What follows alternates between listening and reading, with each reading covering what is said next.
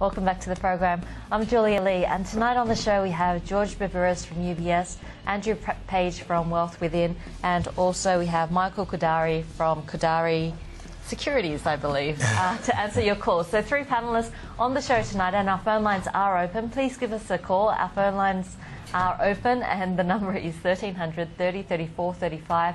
Or you can also email us on yourmoney@skynews.com.au. And we've got Neil on the line from New South Wales. Neil, welcome. What's your question tonight?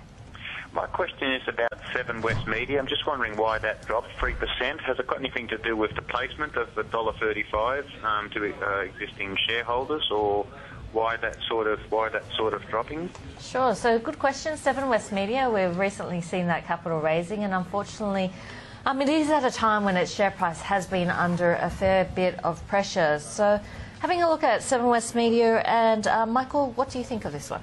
Look, I think in terms of where the price is sitting, the company is obviously paying a high dividend yield. It's very attractive at current prices. It has fallen significantly.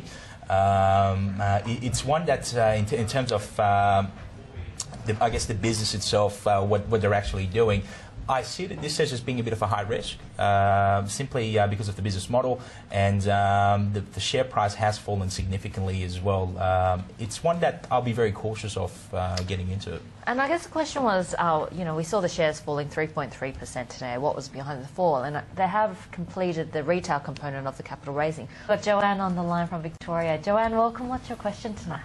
Julia, I'd like to please ask the panel what their view is on UGL.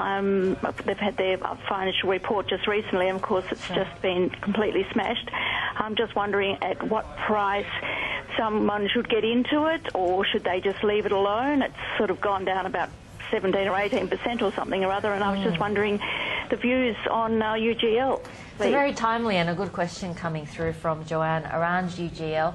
And really, I think what the market was concerned about was this financial year's earnings. There had been expectations for about 13% growth. Now it looks like we're going to get a meagre 3 to 4% growth. And this is in a space where a lot of mining services are doing quite well at these prices. Look, UGL, in terms of valuation, I've valued pretty much around what it's trading at. So it was down 4.27% today. One key problem I have with UGL is the amount of debt levels. It's about 52% debt to equity ratio. As a rule of thumb, I only invest in companies, or I tend to, that have less than 30% debt to equity ratio. That's my sort of rule of thumb. With some some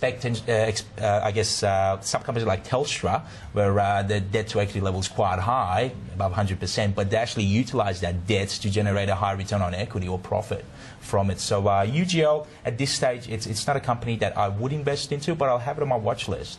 So, Michael, you will only invest in high debt companies if there's a strong return on equity? If the management actually utilises that debt to actually generate a high return on their equity. And what would you consider as a high level of return on equity? A high return on equity, depending on their industry, anything above 20%, around the 25-30% mark is very good.